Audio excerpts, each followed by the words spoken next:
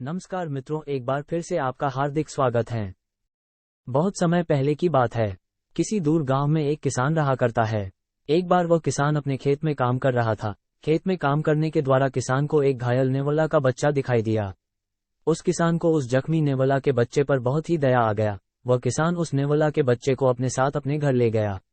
वो किसान घर पहुंचकर उस नेवला के बच्चे के जख्म पर मलहम लगाया। अब वह किसान सोचने लगा कि अगर मैं उसे जंगल में छोड़ दूंगा तो यह मर भी सकता है। मुझे कुछ समय इसको अपने साथ रखना चाहिए।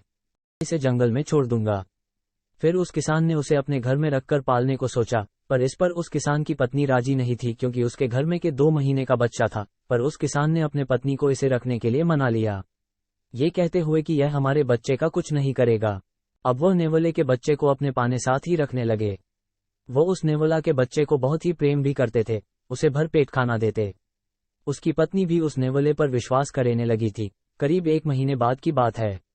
उस किसान की पत्नी अपने बच्चे को घर पर छोड़कर बाजार चली गई। घर पर बच्चा अपने जगह पर सोया था और नेवला उस घर के अंदर एक कोने पर बैठा था।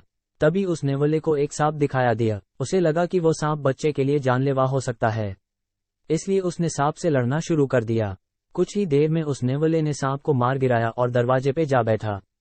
तभी उस किसान की पत्नी बाजार से आई। उसने नेवले को दरवाजे पर बैठा देखा और उसके मुंह में खून लगा हुआ था। नेवला के बच्चे के मुंह में खून देखकर वह पागल सी हो गई। उसने आव न देखा ताव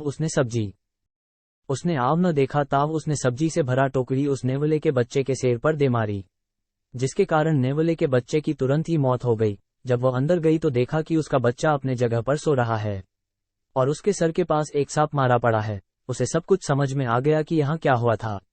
वह तेज तेज से रोने लगी। अब उसे अपने किए पर पछतावा हो रहा था। उसे पछतावा था कि क्यों उसने पहले सब कुछ नहीं जाना।